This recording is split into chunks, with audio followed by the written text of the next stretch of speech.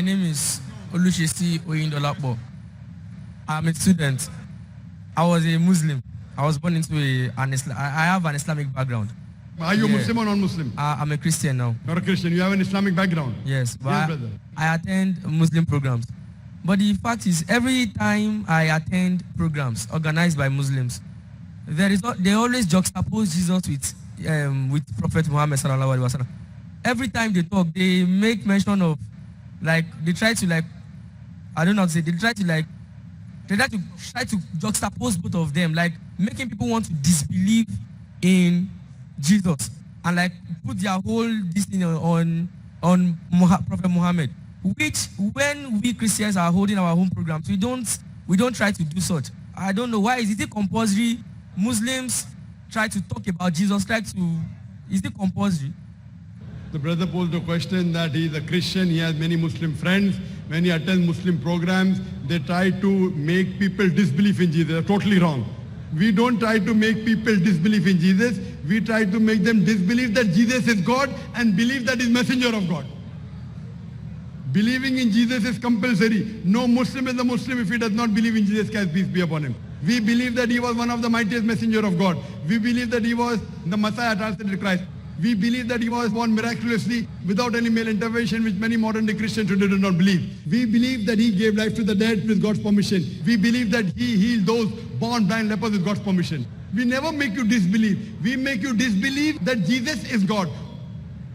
Because unfortunately, most of the Christians believe that Jesus is God. So we want to correct you.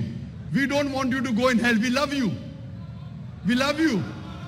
If you believe Jesus is God, according to the Quran in Surah Ma'idah, chapter number 5, verse number 72, it says, لَقَدْ كَفْرَ الَّذِينَ قَالُوا إِنَّ اللَّهُ سَبْنُ مَرَيْمَا. They are doing kufr, those who say that Allah is Jesus, son of Mary. وَقَالَ الْمَسِيح. But said Christ, Ya Bani Israel, O children of Israel, O Abdullah, worship Allah, Rabbi wa Rabbakum, my Lord and your Lord. إِنَّ مَا يُشْرِكْ بِاللَّهِ. Anyone who associates partners with Allah, that Allah will make Jannah haram for him. فَقَدْ حَرَمَ اللَّهُ الْجَنَّةَ. Allah will make Jannah haram for him. وَمَا وَهُ النَّارِ وَمَا لِلظَّالِمِينَ مِنْ أَنصَارٍ. And fire shall be his dwelling place, and he shall have no helper in the hereafter. Jesus Christ, peace be upon him, said, anyone who associates partners with Allah, فَقَدْ حَرَّمَ اللَّهُ عَلَيْهِ الْجَنَّةَ. Allah will make Jannah haram for him. وَمَا وَهُ النَّارِ وَمَا لِلظَّالِمِينَ مِنْ أَنصَارٍ. And fire shall be his dwelling place, and he shall have no helper in the hereafter.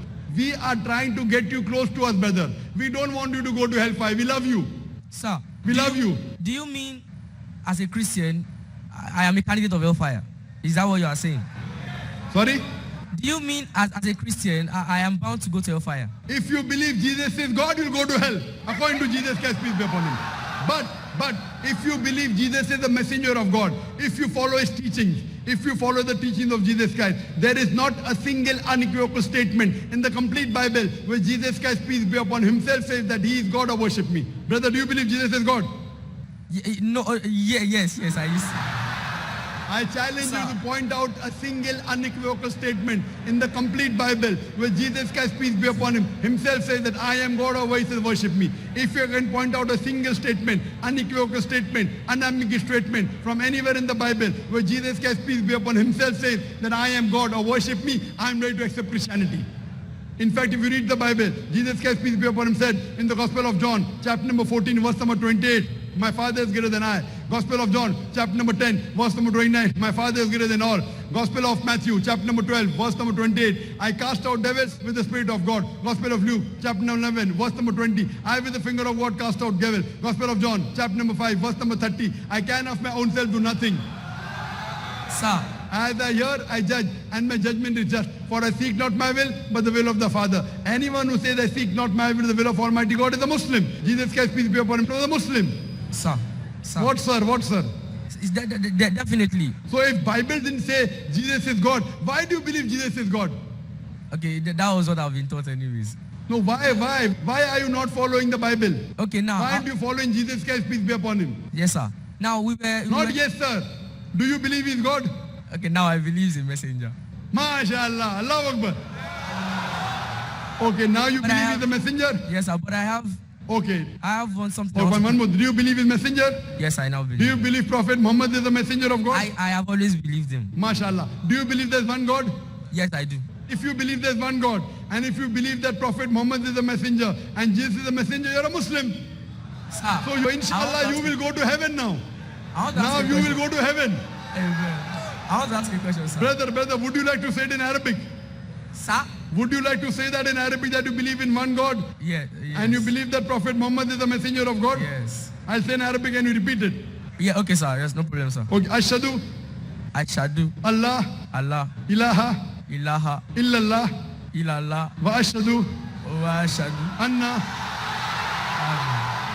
Allah Anna Muhammadan Muhammada abduhu Abduhu wa rasuluhu. or Rasulu. I bear witness I bear witness. Okay, I bear That- witness that there is no God there is no God but Allah, but Allah, and and bear witness I bear witness that that Prophet Muhammad Prophet Muhammad is is the servant the servant and messenger of Allah. and messenger of Allah. MashaAllah, you have become a Muslim. And inshallah, now you'll go to Jannah. If you do not believe Jesus is God, if you believe in messenger of God, you'll go to Jannah. And I welcome you to the family of 1.7 billion Muslims. And we love you, brother, we love you.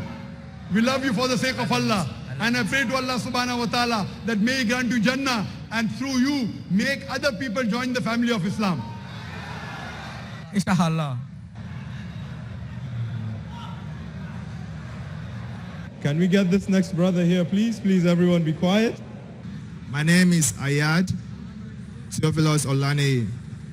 I am social humanitarian worker, business proprietor, as well as religion researcher. I believe most of my Nigerian Muslim brothers here have not gotten privilege to be in Arab countries. But most of them, they accepted Islamic faith. A doctor has been to most Western countries, and you talk about the Western media, which most of them are being publicized in English language. I have been privileged to be to some of Arab countries to see how their country are being governed with the Sharia law in terms of the so-called compulsion of other religion.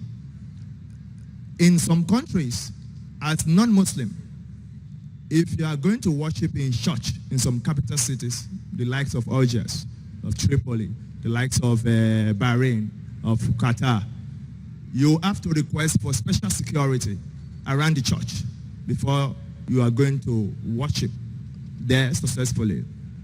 Why? And in this country now, as a Muslim sheikh, you are here and you talk. Severally, we make attempt to discuss about other topics as a non-Muslim in some country that are governed by Islamic religion, Islamic law, and we were not given chance. Why is it like that? And the base of equality in Quran. If I answered the question correctly, brother asked the question that here you have come openly and you are giving lectures openly. Why aren't some Christian missionaries allowed in the Gulf country to give lecture openly? That's the question. Why are they not allowed? Why don't they allow? Very good question. The reason is that, for example, if I'm taking interview in a school to appoint a teacher of maths, if I'm taking an interview to appoint a teacher of maths, and one teacher comes and says 2 plus 2 is equal to 3. The other teacher says 2 plus 2 is equal to 4. The third teacher says 2 plus 2 is equal to 5. Which teacher will you allow in your school? First, second, or third? I will allow the one that say the fact. Correct. You will only allow that teacher which says 2 plus 2 is equal to 4. You will not allow that teacher which says 2 plus 2 is equal to 3 or 2 plus 2 is equal to 5. So as far as deen is concerned, as far as religion is concerned, we Muslims know very well. The Quran says in Surah Al-Imran, chapter 3, verse number 19, Inna dina indallahi al-Islam. The only religion acceptable in the sight of Allah is Islam. Allah says in the Quran in Surah Al-Imran, Surah number 3, ayat number 185, that if anyone accepts any other religion besides Islam, it will never be accepted of him. And in the year after, he'll be among the losers. So in the Gulf country, in the Muslim countries, in Saudi Arabia, they know very well that the only religion which is correct is Islam. So if any Christian missionary comes, they never allow him to preach. Like I will not allow a maths teacher who says 2 plus 2 is equal to 5 to teach in my school. Similarly, they don't allow. But for other things they allow. If they want to get a doctor, they will get a Christian doctor, no problem. Because in medicine they advanced, in technology they advanced. So what they advanced in, they allow. But what they don't know is the deen, the religion. In religion, only Islam is correct, everything else is wrong. That's the reason I agree with them, 100%, that they should not allow any Christian missionaries. In India and in Nigeria, it's a democratic country. No other is a democratic country. You can believe in any religion. You can follow any religion. So here, everyone should be allowed. But in the Muslim country, where they believe in the Quran, they should not allow any other preaching except the religion of Islam. Because that is the only haqq. Can we go to the sister section? Okay, my name is Benedicta Osubo. My question is, can one fight for God? I'm throwing the question to the Quranic verse. Chapter 9, verse 111. That said that Allah has purchased the soul of the believers and their property to fight in the cause of Allah. So I want you to give, expatiate more on that verse. Give clear explanation on the verse so that I can understand what the verse is saying. The sisters asked the question that what does the Quranic verse Surah Tawbah chapter 9 verse number 111 mean? It says that Allah subhanahu wa ta'ala has purchased the property of the believers in exchange for paradise. That means whatever Allah has given you today, it belongs to Allah. Your wealth, your honor. So if those people who are ready to fight for Allah subhanahu wa ta'ala and ready to sacrifice their wealth, Allah in exchange will give you paradise. So every Muslim should be ready to sacrifice whatever he has for the sake of Allah subhanahu wa ta'ala, and Allah subhanahu wa ta'ala in return will give him Jannah. Hope that answers the question. I asked, is the fight a physical fight? Physical fight? Yes, because according to the Quran, I would have read it out myself. To ask this question that does this verse refer to fighting? It does. As I said in my answer, that if you are ready to spend your life, your honor, your money, everything for sake of Allah, it can be for dawah, it can be for striving, it can be for struggling, it can be in the battlefield. If you do it for sake of Allah, Allah in the next life will give you paradise. Hope that answers the question.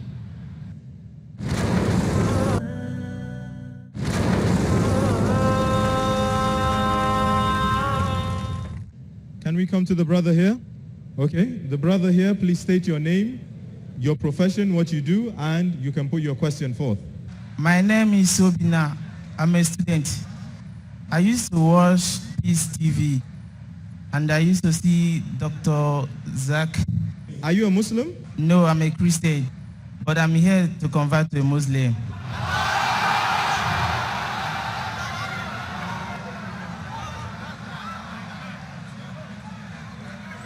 The teaching always touches my heart each time. MashaAllah. Brother, do you believe there is one God? Yes. Do you believe Jesus is God? No. You believe he's messenger of God? Yes. Do you believe Prophet Muhammad to be the messenger of God? Yes. MashaAllah.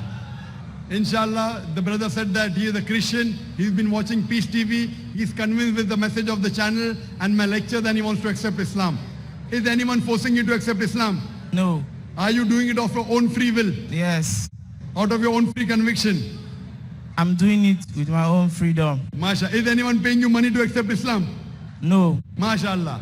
I'll say it in Arabic and you repeat it. Okay. Ashhadu Ashenu Allah Allah ilaha ilaha illallah illallah wa ashhadu muhashadu anna Allah Muhammadan Muhammad abduhu Abdu wa rasuluhu. Musulu.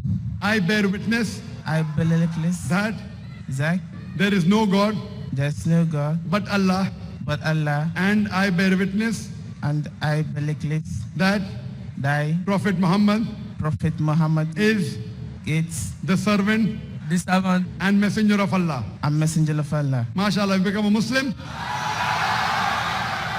And I pray to Allah subhanahu wa ta'ala that may He accept your work and may He grant you Jannah.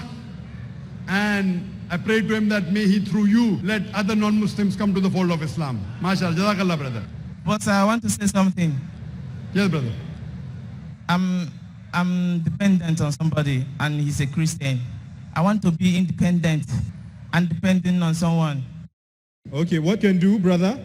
We have the officials of the Islamic platform. The Amir is here. You are going to discuss with him. But before you leave, you told us your name before. What Muslim name do you want to be called by? Because here, these are all your brothers. We want to know the name you will choose for yourself that we will all call you by. Whether Abdullah, Abdurrahman, whatever name. Select a name and we know that's your name. My name before is Obina James Udebunam. I choose to answer Muhammad. MashaAllah. MashaAllah. So we'll call you by the name of Muhammad, which means praiseworthy. And we pray to Allah subhanahu wa ta'ala that you live up to that name. Naam. Thank you, Brother Muhammad. Please, the officials of the Islamic platform, take his details and make sure you keep to him, inshallah. We are going back to our brother here, Brother Theophilus, if I'm not mistaken. Please, you can pose your question. Yeah, my name is Ayad Olane Theophilus. My question has to do with, we understood according to the Quran that Prophet Muhammad had a encounter with Angel Gabriel before he started his ministry. Likewise, other prophets too in the Bible. Sir, Doctor, I want to ask categorically, because you, in your profile, in your CD, you were a medical doctor, which is a glorious work for humanity. Now, choosing to be a doctor of soul, did you have an encounter, or you have a call, or you have a encounter with Angel Gabriel? That's one. And two, do you know if you die, you are going to Al-Jannah confirmably? And what are your indications that you are going to the Jannah? That's the question that did, like how Muhammad sallallahu alaihi wasallam had contact with Archangel Gabriel before he became a messenger. Did I have contact with Archangel Gabriel? Or If calling, today, or like maybe you had calling, maybe a calling. sign. If anyone says that he has got revelations, today, after Prophet Muhammad, he requires a psychiatrist. Muhammad sallallahu alaihi wasallam was the last and final messenger. Allah says in the Quran in Surah Ahzab chapter 33 verse number 40, Ma kana Muhammadun aba ahadim min rijalikum walakin Rasulullah wa khatamin nabiyyin wa kana Allah bi kulli shay'in alima. That Muhammad is not the father of any of you men, but he is the messenger of Allah and the seal of prophets. Allah is all-knowing, full of knowledge. Anyone who says that he starts getting revelation from God, he speaks with Almighty God, after Prophet Muhammad sallallahu alaihi wasallam, he requires a psychiatrist. Yes, we can have the help of God. God helps us in many ways. But if I start saying I start getting revelation like Prophet Muhammad got, then I'll be a lunatic. I'll require a psychiatrist. Yes, we get the help of Allah. He helps us in many ways. He gives us guidance, but the revelation from Allah subhanahu wa ta'ala. Your second part of the question, that can you say 100% will go to Jannah? No. Inshallah, if I die as a Muslim, inshallah I will. And I keep on doing good works. And if Allah accepts it, inshallah I'll go to Jannah. I cannot say for sure, I say inshallah. I pray to Allah that may He accept my efforts, and inshallah, God willing, He will give me Jannah. Can we go to the sister there, please? The non-Muslim sister. Please state your name, your profession, and then put your question. Assalamu alaikum. My name is Jalila. I just want to ask, I want to really know what Almighty Allah says about a man getting married to 1, 2, 3, or 4 wives.